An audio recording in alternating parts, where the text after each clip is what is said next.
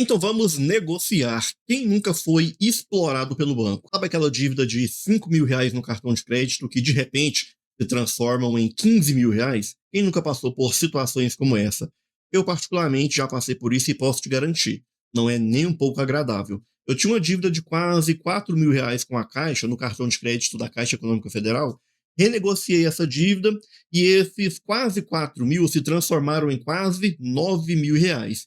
Isso porque eu não quebrei o acordo nenhuma vez. Eu simplesmente negociei da maneira errada. Isso fez a dívida se multiplicar dessa maneira. E nesse vídeo eu quero te mostrar os 6 erros que eu cometi durante a minha negociação que fizeram a minha dívida se multiplicar de forma assustadora. E se você vai negociar uma dívida de cartão de crédito, você precisa evitar esses erros. Caso contrário, a sua dívida também vai se multiplicar, mesmo você não quebrando o acordo. Eu não quebrei.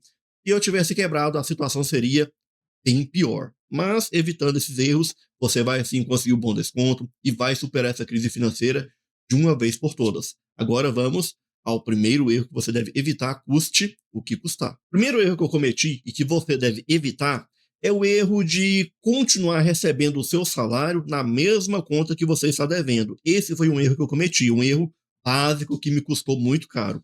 Quando eu recebia, o banco já fazia o débito automático na minha conta e eu vivia naquele ciclo vicioso da utilização do limite. Liberava um limite, eu utilizava porque eu não tinha salário e eu ficava nesse ciclo vicioso eternamente. Eu nunca conseguia superar essa situação. Mas chegou o momento que eu percebi que era possível sim cortar essa dependência de estar recebendo meu salário no mesmo banco que eu estava devendo. Eu até poderia continuar recebendo no mesmo banco, simplesmente fazendo uma troca ali na minha conta, mudando para a conta salário. A conta salário, o banco não pode fazer esse débito automático. E quando que acontece esse débito automático? Ou melhor, qual que é a conta que acontece? Esse débito automático, ele acontece na conta corrente. Quando você abre a conta salário, o banco já te oferece a conta corrente e o seu salário, ao invés de cair na conta salário, ele vai direto para a conta corrente. E nessa conta, o banco faz sim esse débito automático. E acontece que, na maioria das vezes, o que é debitado não é o suficiente para pagar a fatura de forma integral. E você vai viver eternamente nesse pagamento mínimo. Você nunca vai pagar o valor máximo e você vai ficar nesse rotativo eternamente. O rotativo mensal que é cobrado no cartão de crédito, hoje, ele varia de 18, 20 até 25% ao mês. É preciso cortar essa dependência de estar recebendo o seu salário na mesma conta que você está devendo, na mesma conta que esse cartão de crédito está vinculado. Ou simplesmente fazendo essa troca, mudando para a conta salário. Mudando para a conta salário, o banco não pode fazer esse débito automático. Mas existem outras maneiras para evitar que esse débito automático aconteça. E esse foi o segundo erro que eu cometi que fez a minha dívida se multiplicar dessa maneira. E que erro foi esse? Foi o erro de não solicitar o cancelamento do débito automático. Olha só, preste bem atenção. Você acaba dando essa autorização para o banco fazer esse débito automático sem perceber. E quando que isso acontece? Quando você abre o aplicativo do seu banco e você faz aquela autorização dos termos de uso, ou melhor, aquela atualização dos termos de uso.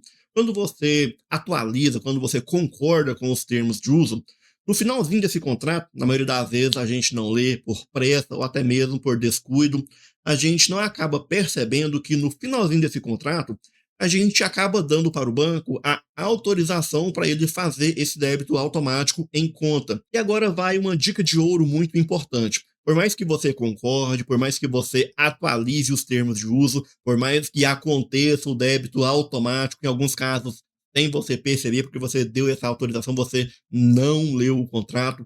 Por mais que você concorde, por mais que você atualize, você pode sim solicitar o cancelamento a qualquer momento. Você não é obrigado a continuar, a permanecer com esse débito automático. Esse foi o segundo erro que eu cometi, erro esse que me custou muito caro.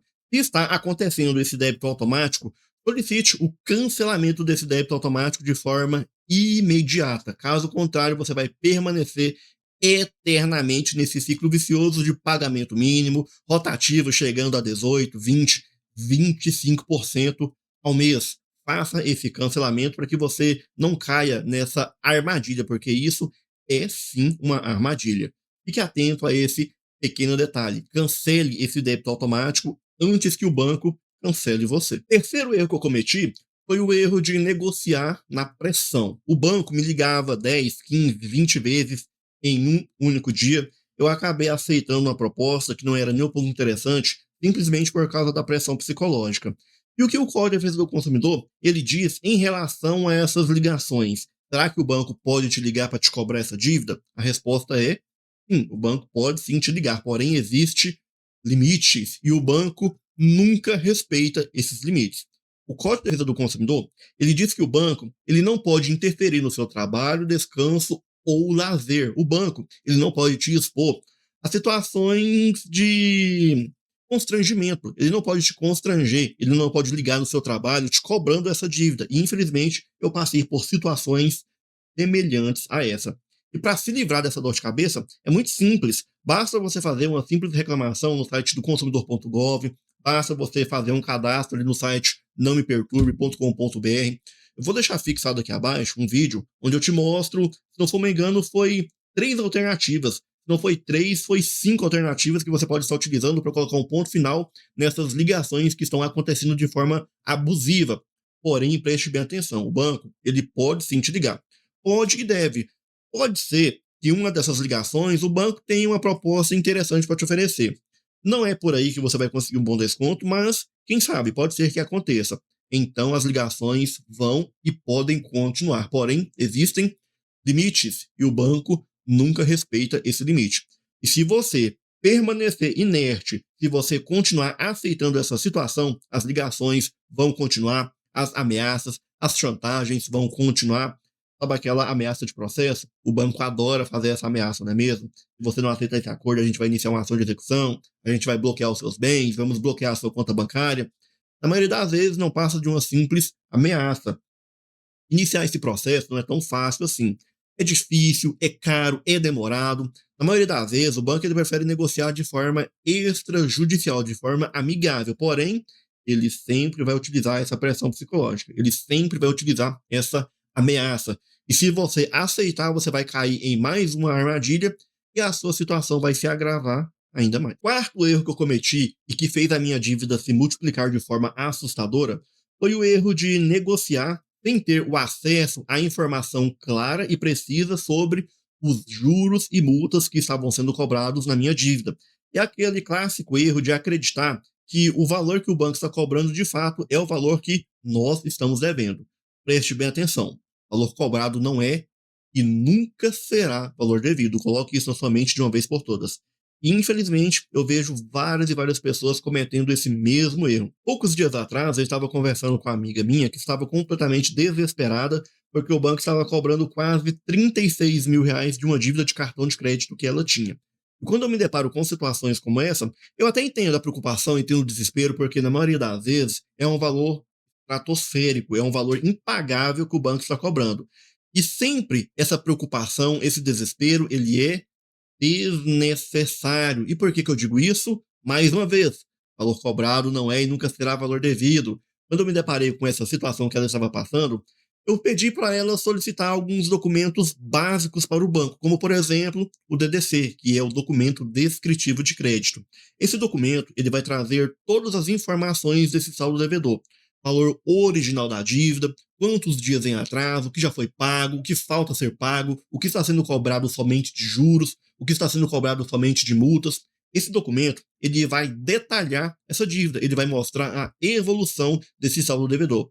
E se tem um documento que o banco tem medo de mostrar, tem medo de entregar, é esse. Por mais que o banco seja obrigado a fornecer esse documento, porque o direito à informação clara e precisa é um direito protegido pelo Código de Defesa do Consumidor. Por mais que esse direito, por mais que esse documento seja um documento obrigatório, é um direito que você tem, o banco ele vai dificultar o acesso a esse documento. Por quê? Porque esse documento ele vai detalhar essa dívida. E na maioria das vezes o banco está assim cobrando juros e multas de forma abusiva, de forma excessiva. Quando ela solicitou esse documento, O que você acha que aconteceu logo em seguida?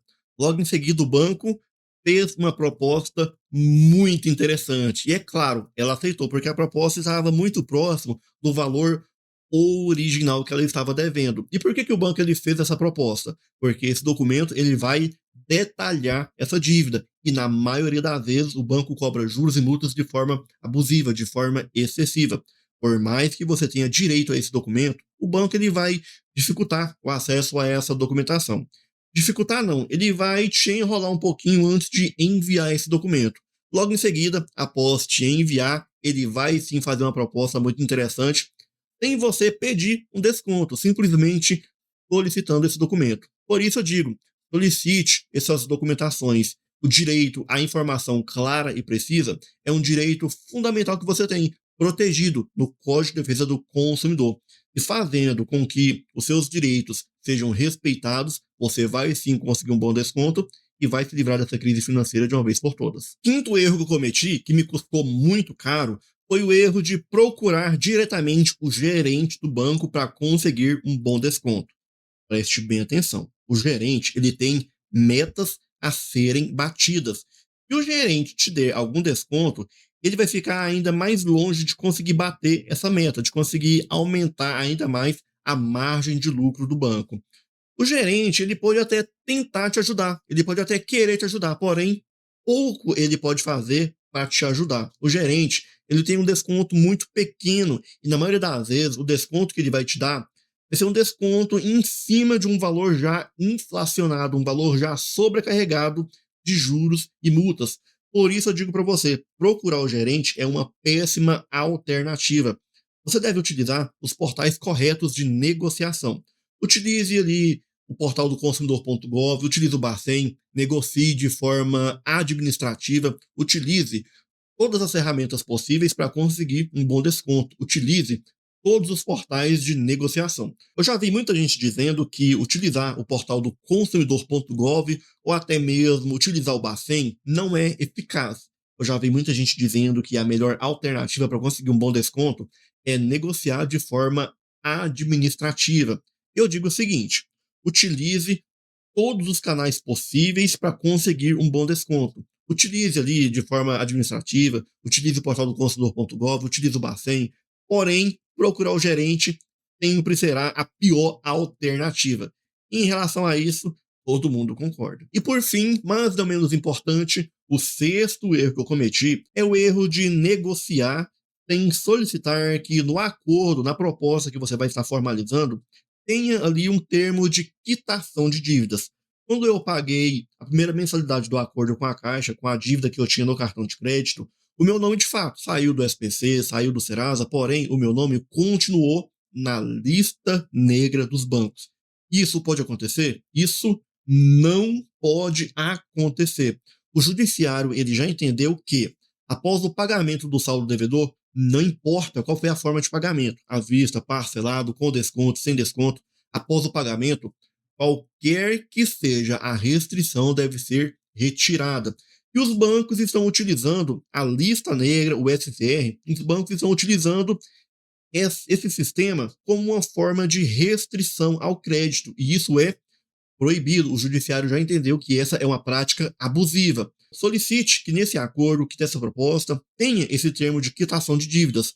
Mas, se não tiver, isso não significa que o seu nome vai permanecer na lista negra dos bancos. Você só vai ter uma dor de cabeça a mais, porque você vai ter que solicitar logo em seguida que o seu nome seja retirado, que haja essa correção nesse apontamento que foi feito de forma indevida, porque o judiciário já entendeu que essa é uma prática abusiva. E fazendo essa solicitação, que no acordo, que na proposta que você vai formalizar tenha esse termo de quitação, fazendo essa simples solicitação, você vai evitar essa dor de cabeça desnecessária. Mas, mais uma vez, batendo na mesma tecla, mesmo conseguindo um desconto, o banco não pode lançar esse desconto como prejuízo. E se o banco lançar, você pode sim solicitar que aconteça essa correção, que haja essa atualização e que o seu nome seja retirado de uma vez por todas da lista negra dos bancos. Agora, se você quer aprender a negociar da maneira correta, é só clicar no link que está logo abaixo aqui desse vídeo e fazer parte da comunidade Recuperando as Finanças. Se você gostou do vídeo, curta, compartilhe e, é claro, não se esqueça, se inscreva no canal e ative o sininho de notificações. Te vejo no próximo vídeo. Até mais.